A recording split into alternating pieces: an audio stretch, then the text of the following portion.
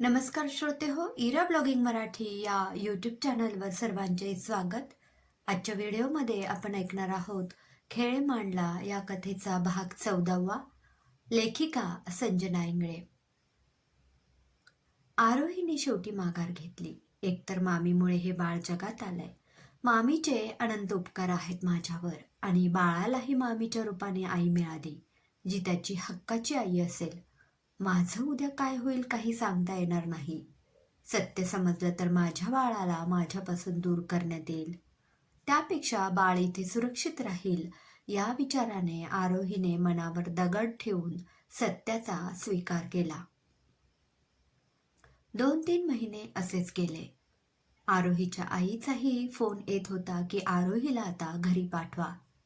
तिच्यासाठी त्यांनी स्थळ बघितलं होतं आणि लवकरात लवकर आरोहीचं लग्न उरकून घेण्याचा त्यांचा मानस होता.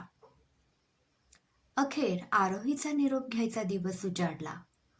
त्या दिवशी सकाळपासून ती बाळाला छातीशी धरून होती.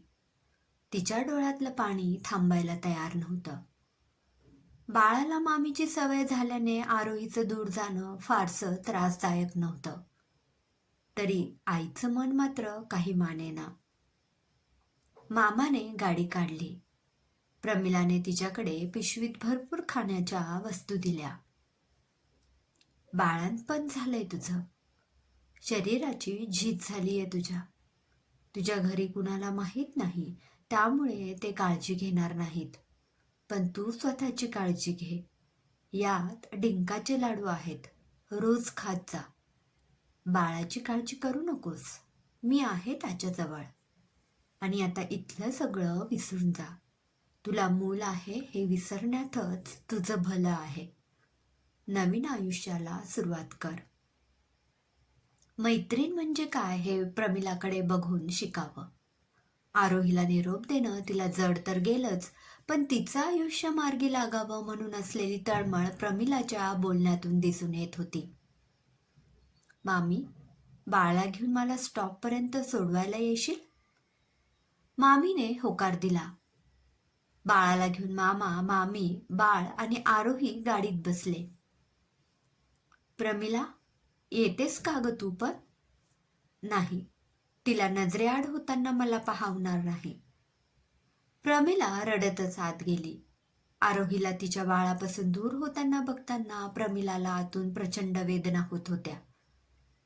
गाडी गेली तशी प्रमिला बाहेर आली.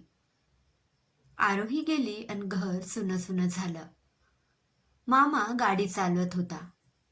आरोही मामीला सांगत होती, मामी, तूच आई आहेस आता माझ्या बाळाची. काळजी घे तिची. तिला काहीही कमी पडू देऊ नकोस. चांगलं शिकव तिला. मामीला आरोहीचं बोलणं खटकलं. आईबाप झालो म्हणजे इतकी काळजी करणारच ना आम्ही. वाऱ्यावर सोडणार आहोत का बाळाला? माझं सांगायचं काम होतं मामी. काहीही झालं तरी माझं बाळ आहे ते. फक्त नावाला. ते तर मलाच आई समजतंय. समजण्याला काही अर्थ नसतो. खऱ्या आईची सर अशा उसन्या मातृत्वाला येत नसते. मामी आणि आरोहीमध्ये जोरदार वाद झाला. मामाला ते सहन होत नव्हतं. दोघीही जवळच्या. मामाने दोघींना शांत करायचा प्रयत्न केला, पण दोघीही ऐकेना. मामा वैतागला. त्याने मागे पाहिलं आणि डोकं आपटत स्टेअरिंगवरचे हात जोडून दोघींना शांत राहायला सांगितलं. पण समोरून एक भरधाव ट्रक आला. मामाचं गाडीवरचं नियंत्रण सुटलं आणि गाडी जोरदार ट्रकला जाऊन धडकली. अपघात इतका मोठा होता की दूरवर आवाज गेला. मामाचं डोकं पुढे आपटलं गेलं. मामीचं मस्तक फुटलेलं काचेच्या मधोमध रक्तबंबाळ झालेलं. आरोही गाडीचं दार उघडून बाहेर फेकली गेली आणि जवळच असलेल्या दगडावर तिचं डोकं आपटलं गेलं. सागर धावतच घरी आला. प्रमिला, लवकर चल, त्यांच्या गाडीचा अपघात झालाय. प्रमिलाला विश्वासच बसेना. आत्ता इतक्यात तर समोर होते सर्व. प्रमिला आणि सागर घटनास्थळी गेले. पोलीस एव्हाना आले होते. मामा आणि मामीचं छिन्न विछिन्न शरीर बघून प्रमिलाने हंबरडा फोडला. आरोही, बाळ कुठं आहे? पोलीस जवळ आले. तुमच्या माहितीतले लोक होते का? हो, एक मुलगी आणि एक बाळ. मुलीची स्थिती गंभीर आहे. बाळाला मात्र या बाईने छातीशी घट्ट पकडून ठेवल्याने बाळाला काहीही झालेलं नाही. पण त्याची आई मात्र नाही राहिली. पोलिसांना काय सांगणार? मामी त्या बाळाची आई नाहीच. सांगितलं तर आरोहीची बदनामी. आरोही आणि बाळ कोणत्या दवाखान्यात आहे? मला घेऊन चल सागर. दोघेही दवाखान्यात जातात. बाहेर एक महिला पोलीस बाळाला मांडीवर घेऊन बाटलीने दूध पाजत असते. प्रमिला धावतच जाते. हे बाळ, मी मावशी याची. बरं झालं आलात. आम्हाला चिंता होती की या बाळाची आई तर गेली, पण याला आता कुणाकडे देणार? तुम्ही आता घेऊन जा याला. प्रमिला बाळाला आपल्या ताब्यात घेते. आरोहीला बघायला आत जाते. तिथे डॉक्टर बोलत असतात. मुलगी शुद्धीवर आली आहे, पण डोक्याला मार लागल्याने तिची स्मृती गेलीये. तिला काहीही आठवत नाही आणि पोटाला इतका जोरात मार बसलाय की ती आता आई होऊ शकेल असं वाटत नाही. हे ऐकून प्रमिलाच्या काळजात धस्स झालं. कित्येक प्रश्न समोर येऊन ठाकले. आरोहीला काही आठवत नाहीये. काय सांगणार तिला? हे बाळ तुझं आहे म्हणून? आरोहीच्या आई वडिलांना काय उत्तर देणार? तिथे नकुल नावाचा एक माणूस आरोहीच्या रूम बाहेर डॉक्टरांशी बोलत असतो. यांच्यासोबत एक बाळही होतं. हो, या मुलीचे नातेवाईक घेऊन गेले त्याला. तुम्ही मात्र खूप माणुसकी दाखवलीत. अनोळखी व्यक्तीला ताबडतोब गाडीत बसून हॉस्पिटलमध्ये आणलं आणि म्हणून तिचा जीव वाचला. नकुल काय सांगणार? अपघात झाला तेव्हा नकुल तिथूनच जात होता.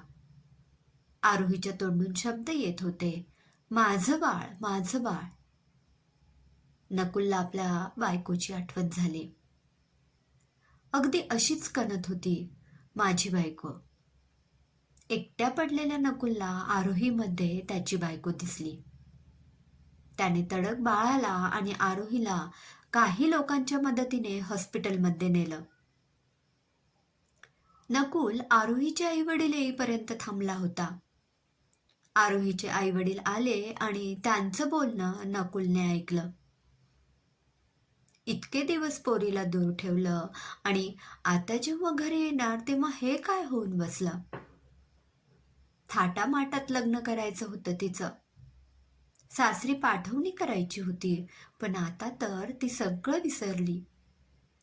तिला मुलंही होणार नाही म्हणताय डॉक्टर. कसं होईल माझ्या मुलीचं? वडील रागानेच म्हणतात, आपली मुलगी वाचली आहे हेच खूप आहे, नाही का? नकुल सगळं ऐकत असतो. आरोहीचं लग्न व्हायचं होतं, मग ते मूल कोणाचं? आणि ती माझं बाळ म्हणून काय बोलत होती? नकुलला प्रकरण जरा वेगळं वाटलं.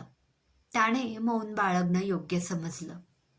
आईबाबांनी नकुलचे आभार मानले.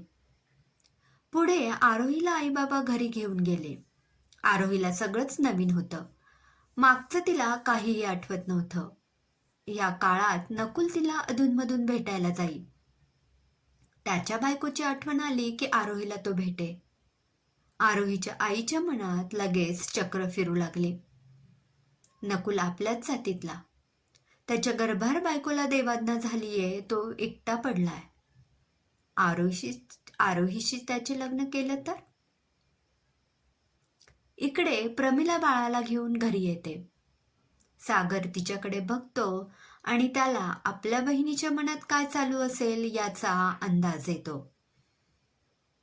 हे बघ प्रमिले, माणुसकी म्हणून त्या मुलीचं आपण खूप केलंय, पण आता या बाळाची जबाबदारी आपण घेऊ शकत नाही. दादा, कुठे जाईल हा कोवळा जीव? मामा, मामी, आरोही, तू आणि मी, आपल्यातच फक्त हे सगळं गूढ माहीत होतं. मामा मामी गेले आणि आरोहीची स्मृती गेली. उरतं कोण? आपण ठेका घेतलाय का मदत करायचा? आणि या बाळाला सोडून ये आरोहीकडे. तिच्या आई बाबांना सांगून टाक सगळं खरं. काय बोलतोय दादा? तिच्या आईला सत्य समजलं तर अशा अवस्थेत ती तिला घराबाहेर काढते.